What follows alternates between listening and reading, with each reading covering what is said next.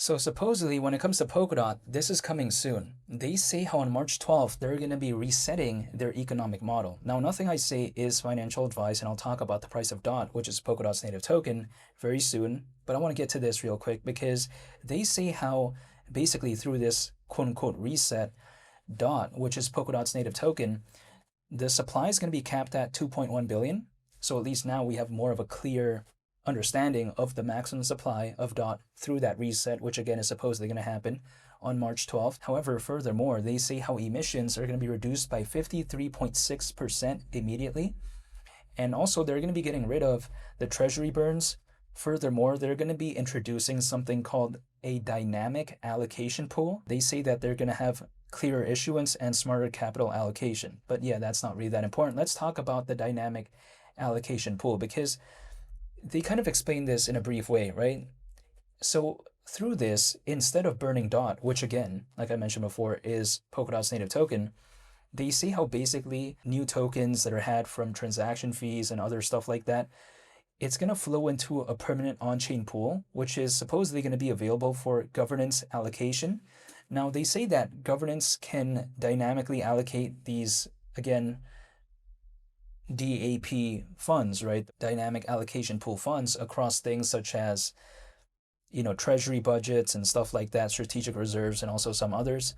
So I think this is pretty cool at the end of the day. I mean, there's also some other stuff as well, but I think that's kind of the more important ones, right, that I discussed. And I think, quite frankly, that's the ones that are people probably most going to care about. But even besides that, if I take a look at it, people like to say, well, who cares about this? Well, again, I think this right here is a smart move when it comes to Polkadot because, of course, we saw Polkadot do Polkadot 2.0 not too long ago. So that I thought was pretty cool. However, also on top of that as well, they're now doing this. And if we take a look at it, I think this is a good step in the right direction when it comes to Polkadot because we already have aspects of elastic scaling through Polkadot 2.0. And then now we see something like this. And, before this, actually, we also saw a redesign when it comes to Polkadot in terms of the logo and stuff like that. They also made things visually a little bit more minimalistic, I feel like, in terms of just the vibe of Polkadot overall. So I thought that was pretty cool. So we've seen things happen when it comes to Polkadot, right? Polkadot 2.0, they did kind of a aesthetic redesign. Now we're seeing this. Supposedly it's going to happen on March 12th. Again, this supposed reset. So I find this to be pretty awesome. And people like to tell me, well, despite all this, why is DOT still below $2? Well, you know what? This type of stuff typically won't really do much if the sentiment doesn't really change. Now, we've seen some altcoins as of right now have like a 5% recovery, so it's not really that massive. But we've been down for so long that even sometimes feels significant. But really, in the grand scheme of things, DOT is still down by a lot. So the way to take a look at it is this type of stuff may not matter right now, but it could matter later on if the sentiment were to change. So my mindset is when a project does something, when they make an update or when they kind of change the fundamentals of the project in a better way, my kind of mindset is, again, it may not affect it today or right now, or maybe in a week or in 2 weeks, it may not really do that, but who knows, maybe later on down the line if the sentiment were to change, right? Because I feel like even if we take a look at a historical example, take a look at Cardano. We saw what happened to its native token called ADA in 2021, but we also have to consider all the work that they put in, right? When it comes to Cardano prior to that, all the development, all the building, it kind of led up to that moment. So I feel like sometimes when a project, does an update or something like that, it may not showcase it again at that immediate moment, but maybe later on. That's the way to take a look at it. It's like me training for a marathon. Am I going to run a marathon today? No, but who knows later on if I do.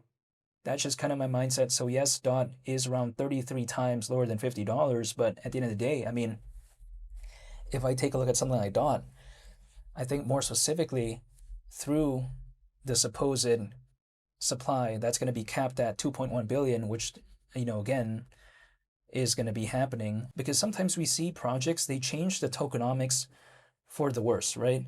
They kind of do random things to make the inflation a lot more. So then sometimes it's just a little bit more difficult to hypothetically attain a certain target.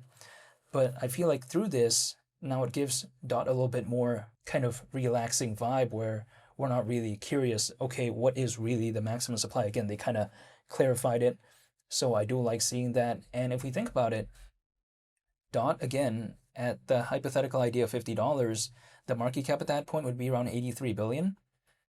Now, if I take a look at that right there, I mean, is that really such a ridiculous market cap? We saw Dogecoin pretty much reach that back in 2021 at one point in terms of market cap. And is it that ridiculous? Now, keep in mind, again, we're around 33 times lower than that. But if I think about it, yes, there's more competitors right now than before in 2021. But the thing is, even without an altcoin season, we already have over 600 million owners currently. Keep in mind, in the peak of the 2021 cycle, there was around 300 million owners. So we pretty much have double the amount of owners, and we still haven't even seen an altcoin season yet during this cycle. Imagine what the numbers would look like if we do, right? Also on top of that, yes, there's more competitors right now, but if we think about it, how many of them could really compete with Polkadot? Polkadot, in my opinion, still has that stronghold as the #1 project within the space of interoperability. Interoperability meaning that it's a project that's focused on connecting blockchains together. Basically, that's the way to take a look at Polkadot. Now, if I take a look at that right there, what are other competitors people often consider when it comes to Polkadot? Polkadot is a layer 0, by the way, right?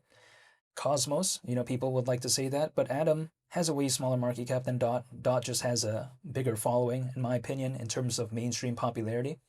And I take a look at Axelar. Now, Axelar is just way smaller than Atom, which is, again, Cosmos' native token, but even then, right? Axelar way smaller than Cosmos, but then Cosmos is still smaller than Polkadot. So Axelar Cosmos, I don't think it's going to be challenging Polkadot for the #1 spot anytime soon when it comes to the space of interoperability. So I think Polkadot already has that kind of stronghold in that sort of niche.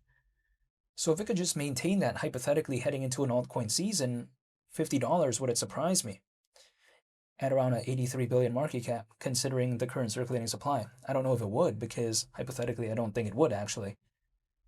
But even besides that as well, if I take a look at that, is that like way more competitors than 2021?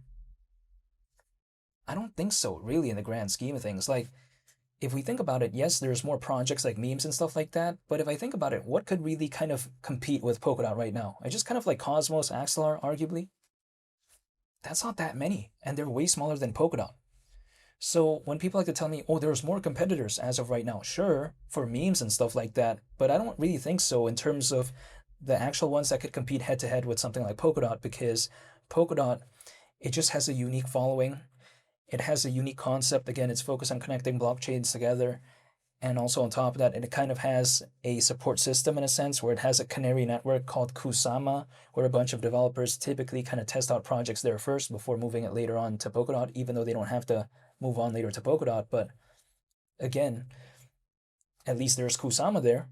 So I like the whole kind of vibe when it comes to Polkadot overall. Again, if there's going to be more blockchains that are going to appear, why is that a bad thing? Again, Polkadot is literally trying to connect blockchains together. If there's more of what it's trying to help, it's not necessarily such a bad thing. When a lot of people like to tell me, oh, but this blockchain popped up or this one. But if they're not really focused on the same kind of niche as Polkadot, let's say a project, right?